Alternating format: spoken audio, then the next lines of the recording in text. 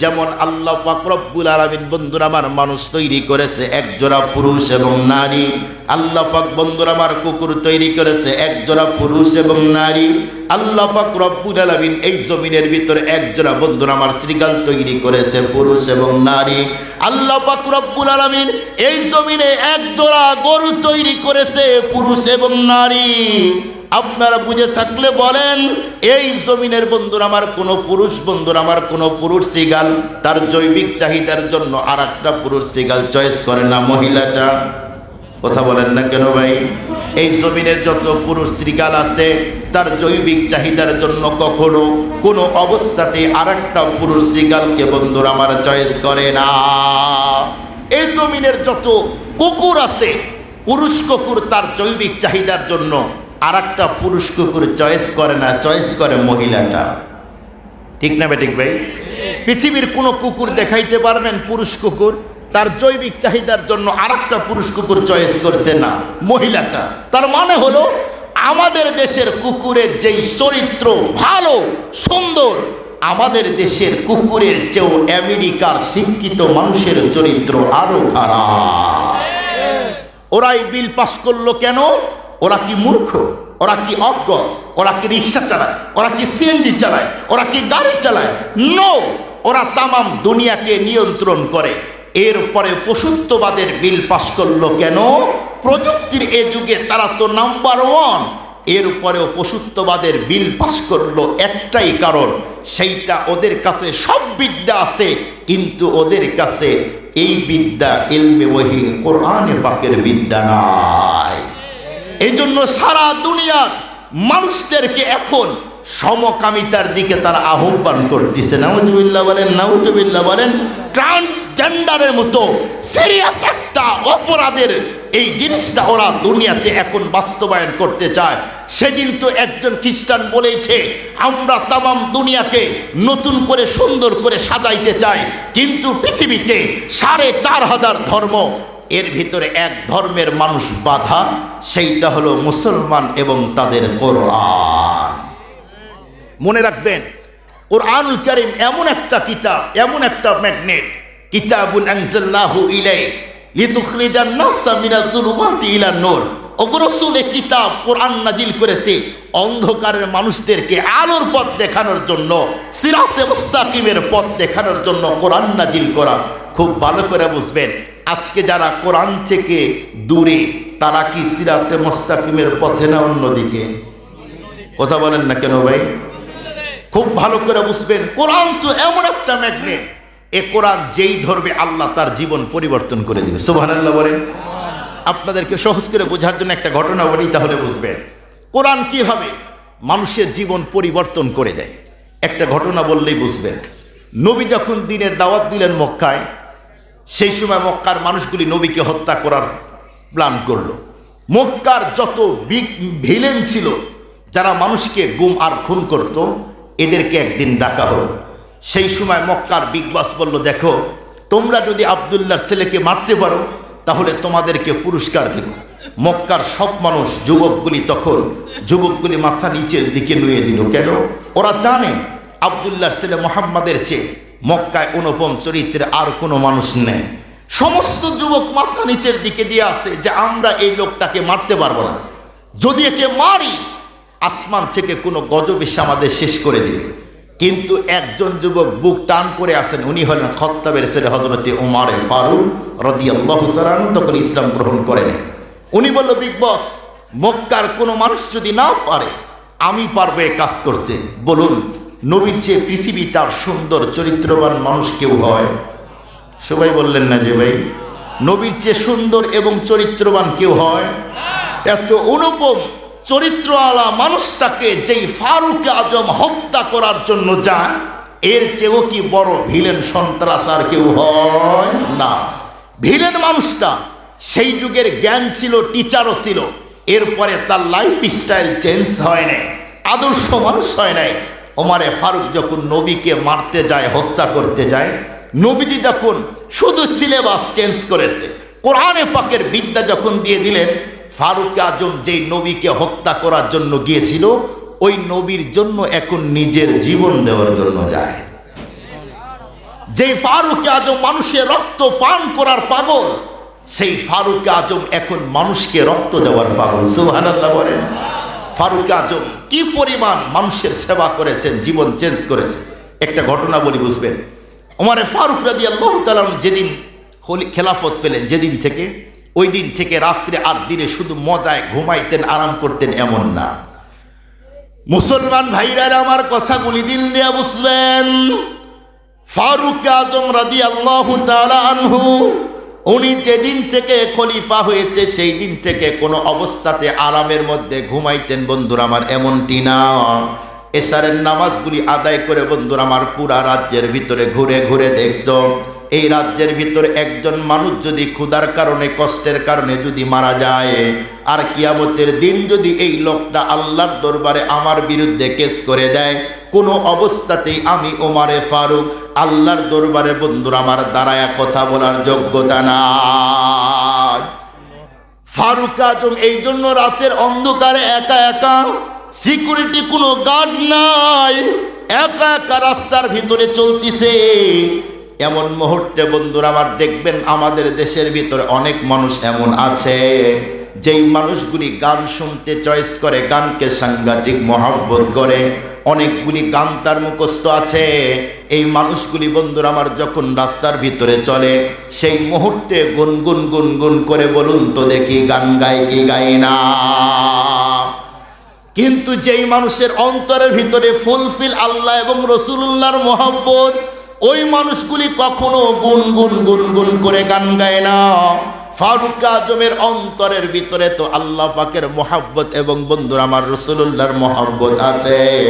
এই জন্য ফারুক আজম বন্ধুরা আমার রাতের অন্ধকারে একা একা চলে, সেই মুহূর্তে গুনগুন গুনগুন করে জিকির করে আল্লাহু আল্লাহ আল্লাহু আল্লাহ अल्लाहु अल्लाह अगर खाहम करा दे दिल बगुयम जानमी आबम वगर जाए सवत पैदा तोरा तन्हा नमी आबम वगर आबम तोरा तन्हा वहम सावत जाए पैदा बखुशी गम कुनम खुदरा वमन खुदरा नमी दानम इसके अव्वल दर दिले माशू के पैदा मी सवद तान सूजद शम्अ कई परवान सैदा मी सवद जो जलाता है किसी को वो भी जलता है जरूर शमा भी जल जाते हैं परवान जल जाने के बाद। ফারুক আজম বন্ধুরা আমার আল্লাহর জিকির করার রাস্তায় চলে, এমন মুহূর্তে রাতের অন্ধকারে তামাম দুনিয়া একদম স্তব্ধ, বিরাজমান, কোনো আওয়াজ নাই বন্ধুরা আমার, শুনশান নীরবতা। সেই মুহূর্তে বন্ধুরা আমার ছোট্ট ছোট্ট বাচ্চাদের কান্নার আওয়াজগুলি ঢুকে যায়। সেই মুহূর্তে ফারুক আজম বন্ধুরা আমার যখন রাস্তায় থমকে দাঁড়িয়ে গেল, উনি ভাবতেছে কিরে কোন দিক থেকে বাচ্চাদের আওয়াজ আসে, এটা বন্ধুরা আমার এখন নির্ণয় করা দরকার।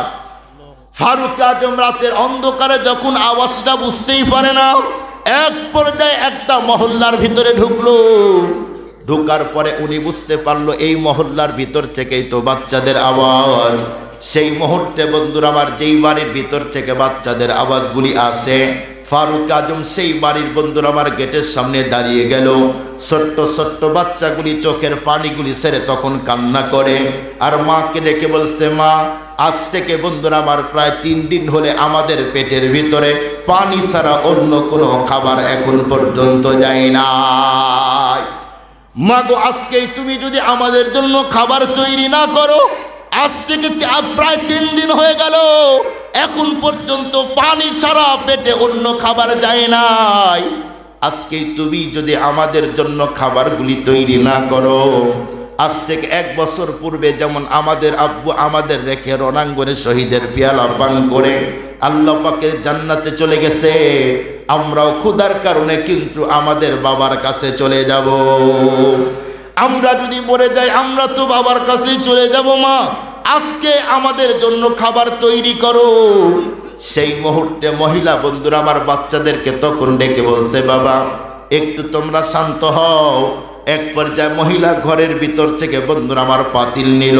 পাতিল নেওয়ার পরে পাতিলের ভিতরে পানি দিয়ে সেই মুহূর্তে মহিলা পাতিলটা বন্ধুরা আমার চুলার উপরে উঠাইল। চুলার উপরে দেওয়ার পরে পাতিলকে তখন লক্ষ্য করে ডেকে বলছে, পাতিল তুমি আল্লাহর হুকমে খাবারগুলি তৈরি করে দাও। যদি এই মুহূর্তে তোমার ভিতর থেকে খাবারগুলি তৈরি না হয় আর আমার সন্তান যদি ক্ষুধার কারণে মৃত্যুবরণ করে, আমি মা কোনো অবস্থাতেই এই জমিনের ভিতরে বাঁচতে পারবো না। আমার সন্তান হলো আমার বাঁচার সম্বল, আমার সন্তান সারা জমিনে আমার কেউ নাই। এমন ভাবে মহিলা কান্না করতেছে। এক পর্যায়ে ফারুক আজম বন্ধুরা আমার যখন ঘরের ভিতরে বাড়িতে ঢুকলো, ঢোকার পরে মহিলাকে ডেকে বলছে, মা আমি জানতে চাই, বলো তোমার সন্তানকে খাবার দেওয়ার মতো কি তোমাদের বাড়িতে কোনো খাবার নাই? সেই মুহূর্তে মহিলা ডেকে বলছে, বাবা আমি আমার দুঃখ আর কষ্টের কথা কারে বলবো? তোমারে তো চিনি না, তোমাকে তো বন্ধুরা আমার কখনোই দেখি নাই।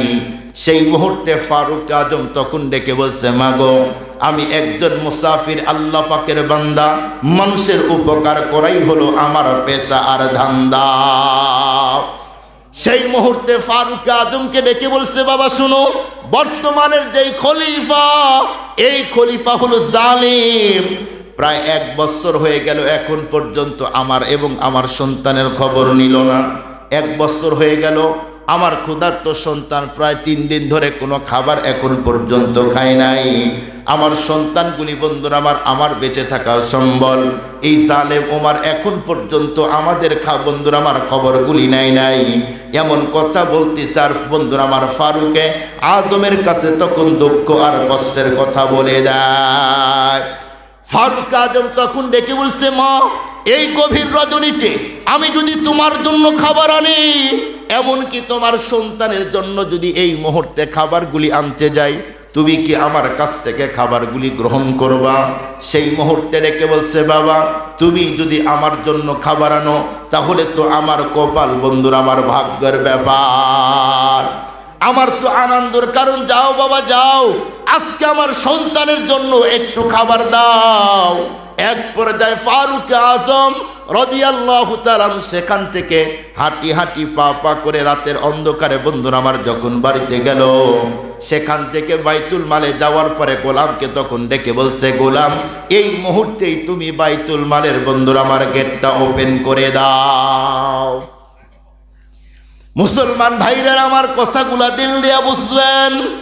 সেই মুহূর্তে আসলাম ফারুক আজম বন্ধুরা আমার যখন বলল, গোলাম এই মুহূর্তেই তুমি বাইতুল মালের গেটটা খুলে দাও।